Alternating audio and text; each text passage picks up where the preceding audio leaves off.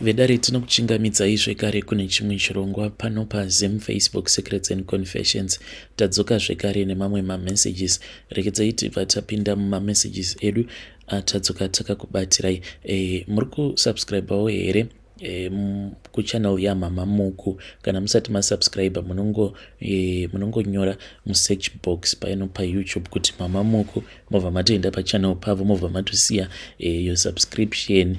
Now I think vava mu 150, saka which means it's 850 subscribers that are left. Saka ngatingoendai guys, then tobva tangono subscribe kuchannel kwavo pavanenge vasinganyatsokugona.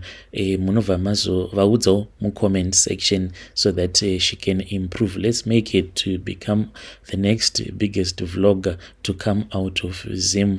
Ndokutosimudzirana kwacho kwatinenge tichiita ikoko. Rekedzai tibva tapinda mamessages edu atatsoka takakubatirai. Message edu yokutanga yakamira sekudai: so hanzi makadi zvenyu mukoma, ndinokumbirawo kuti munge muchindipostirawo nyaya yangu makavika chitupa changu. Ininiwo ndine confession yangu iyo yandinayo. Confession yangu ndeyekuti ndakachekeresawo best friend yangu soon after I had married her, and at that time mukoma iye ainge asingatozivi kutoti ndainge ndatoromba kudhara. All that she saw was a guy who was into selling cars. Saka ndakatanga ndichiita buying and selling ndiri paFacebook. Ndikatoona kutoti zvainge zvichiratidza kuti zvainge zvichiita, but kuti ndinge ndichisimukira manje zvainge zvichiti netsei, because kwedu manje kune vanhu vanoroya. Saka kubva pavakatoona kutoti munhu uyu ainge ava kutoda kutobudirira kauyu, ndopavakabva vazotanga manje kundiroya. Zvinhu zvangu zvainge zvodhakwa.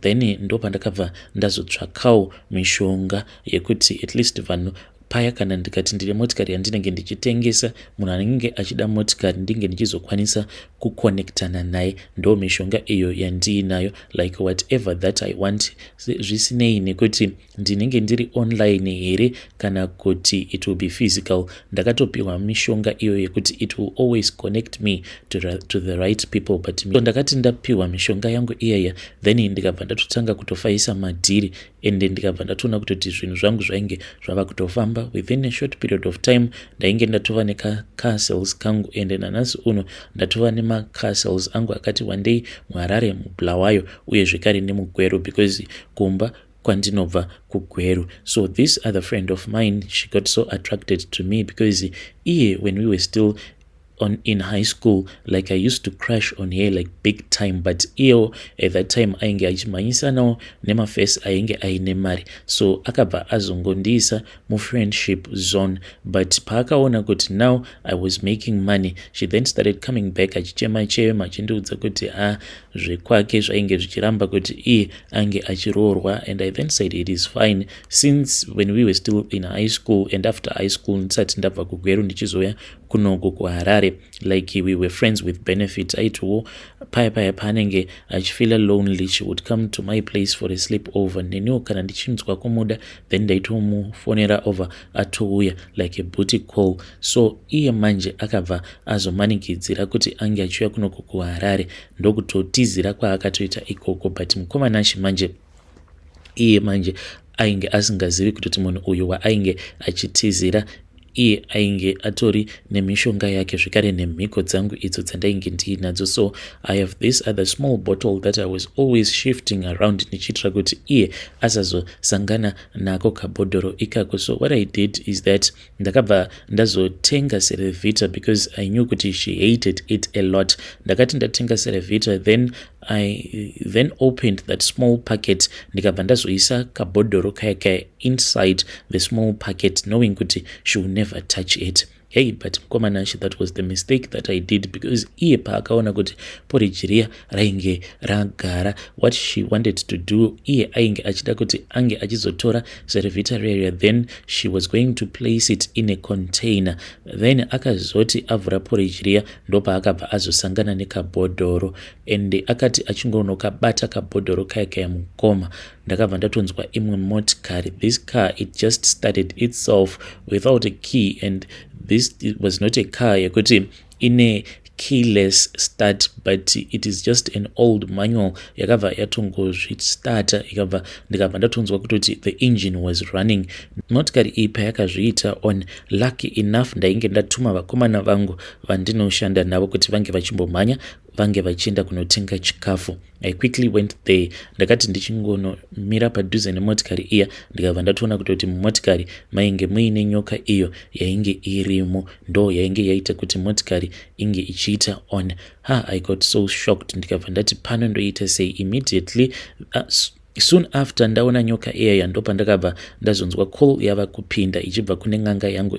Ng'anga iya yainge ichinditi ndaifanira kuti ndinge ndichitora ivhu, kana ndatora ivhu ndobva ndazotanga kumwaya pamotikari iyaya. So ndakabva ndatanga ndatevedzera zvezvo zvavainge vakanditi ndige ndichiita ndisati ndanokora ivhu. Ndokubva ndanokora ivhu ndikabva ndatanga kumwaya motikari iyaya ndichikumbira nyoka iyaya ruregerero. Then ndikabva ndazonzi ndinge ndichiuya kudare ravo sekuru vaya. Vakabva vazondirakidza paglazi kuti my girlfriend iye ainge asangana nechibhodhoro cheche. Vakabva vazondipa umwe mushonga wekuti by the time that I will be speaking with her iye ange achizonzwisisa. So ndakabva ndazonzi ndaifanira kuti ndinge ndichitodzokera kumba because otherwise ainge achazosangana nenyoka iyaya. So I quickly rushed back home. When I returned back home, my girlfriend, she was like sitting and she was confused. Akabva anditi naiwe, what is the meaning of this? Because chibhodhoro chacho mukoma zvirimo mukati hazvitauriki, zvinotyisa. Ndinototya kutoti kana ndikataura maybe ndinokwanisa kuzototanga kutovhimiwa nemapurisa because there are some items in there, a human body part that is inside that bottle. So mukoma nashi ainge akatochigadzika pa coffee table, and when I walked in akati nai, what is the meaning of this? Mukoma, I then started speaking with her. Ndikabva ndamuudza kutoti sezvo inini ndainge ndakamuda since we were still in high school, saka ndakabva ndazofamba ndikabva ndazoenda kung'anga kuitira kuti iye ange achizova mukadzi wangu. Saka mushonga uya started working on her mind and she got so excited. Akabva anditi kana uchida kuti ndinge ndichizova mukadzi wako chindirooraka. Then ndokubva tatotanga manje kutoronga kuti when was I supposed to go and marry her, and ndikabva ndatonomubvisira mari. But when I was doing all of these things mukoma, I was doing everything just to please her. In my mind ndainge ndichiti kana ndikamuroora then ndinobva ndazomudhampa, and I did this behind my ende ndichiita zvinhu zvose izvi ng'anga yangu yainge isingazvizivi, even though he knew it in the spirit kuti ndo zvandainge ndichiita, but I thought kuti I was doing it behind my back because ndainge ndichiti kana uyu ndamuroora I was going to find a place for her to stay, inini ndichigara kwangu then iye achigara kwake ndichikopota ndichingenda ndichinomuona. So mukomana shi ndakati ndamubvisira mari. She then gave me the pressure yekuti ainge achida kuti tinge tichichata.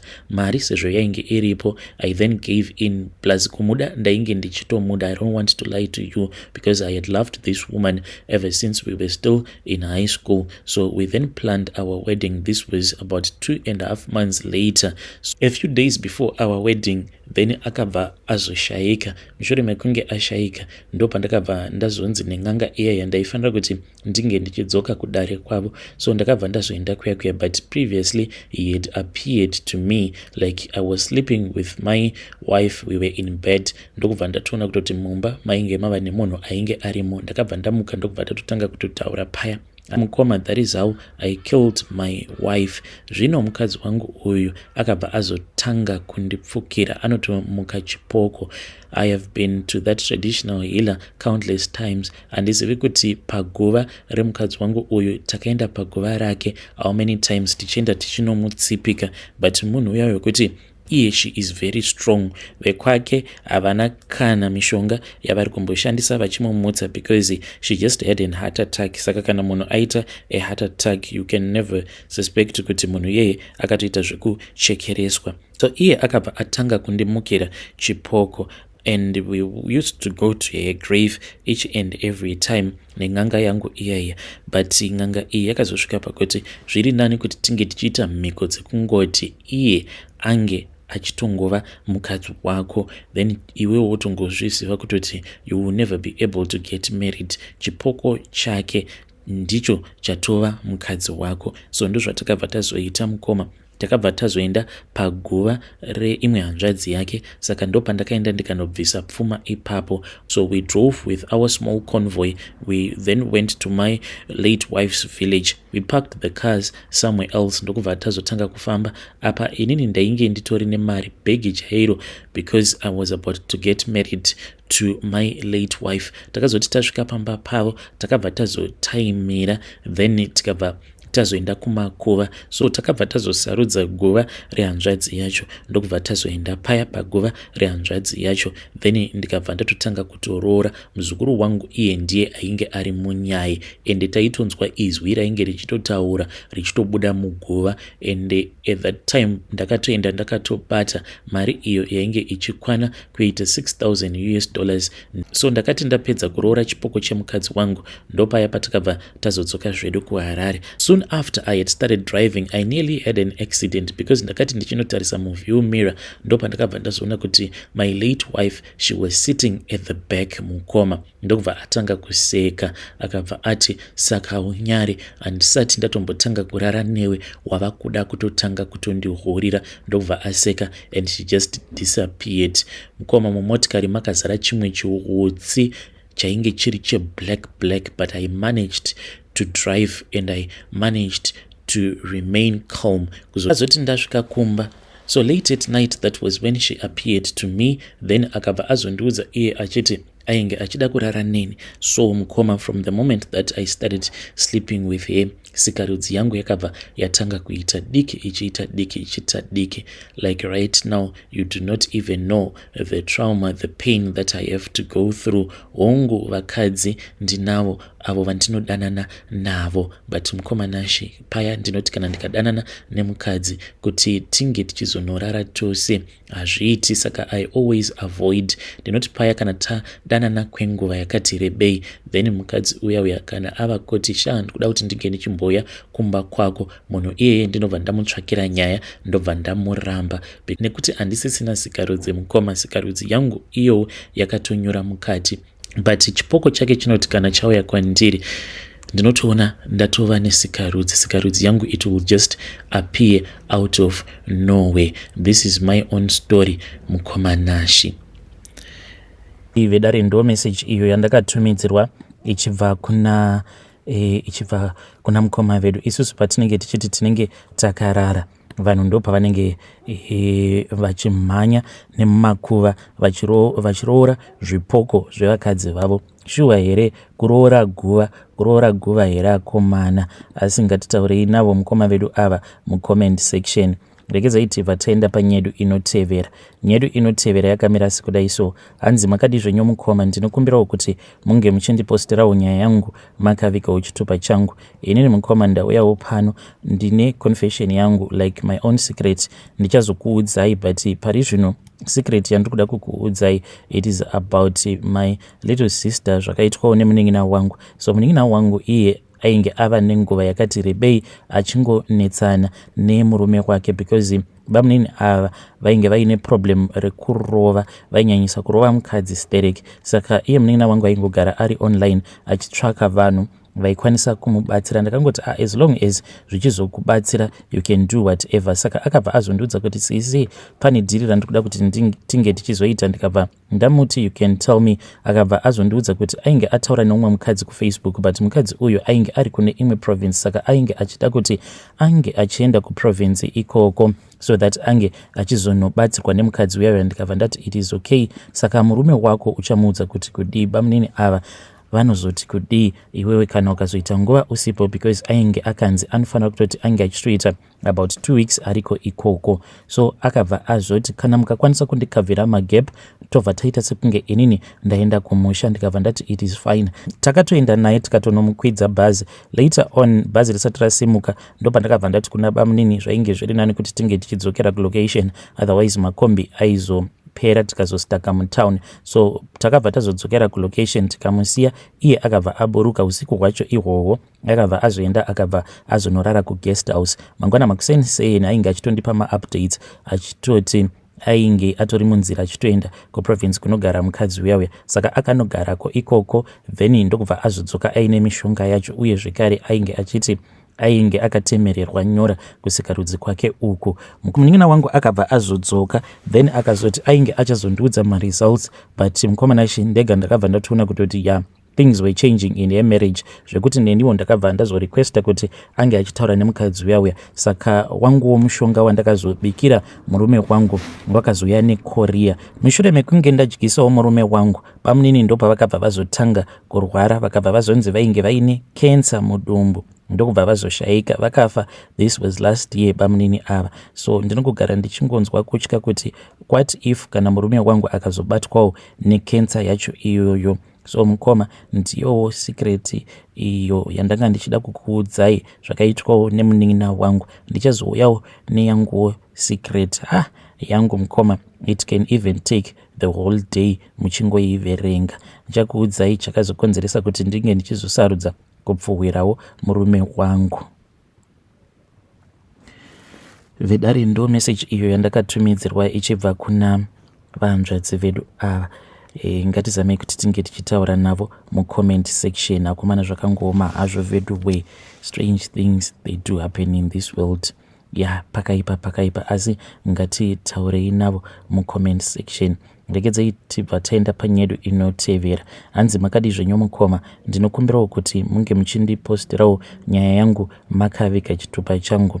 Inini confession yangu yandiinayo yakamira sekudai. So ndinoda kureurura kuti ndine rimwe girlfriend rangu iro randinodanana naro, but initially ndainge ndiine magirlfriends angu maviri, then nemukadzi wangu. So uyu girlfriend iye ainge akati ainge achingoda kungoti iye ange achizongova girlfriend only, akabva ati I will never tolerate you having another girlfriend. So mukoma, mukuzodanana umo iye manje akazondibowa because ane kamwe ka-attitude kaike kungoita tuma-short temper. Saka ndakabva ndaona kuti munhu uyu zviri nani kuti ndinge ndichimudhampa, but akabva azoramba kurambwa. Saka kungoramba wodanana nemunhu waunenge wava kusada kunoti netsei. Ndo pandakabva ndazongofunga kuti zvainge zviri nani kuti ndinge ndichingoita girlfriend, so that uyu pandinenge ndazomuramba already ndinenge ndiine umwe munhu, because I discovered kuti chainge chichikonzeresa kuti ndingoramba ndichidanana naye it was because ndainge ndisina umwe munhu. So mukoma iye akabva azofind out kuti ndainge ndava neimwe relationship,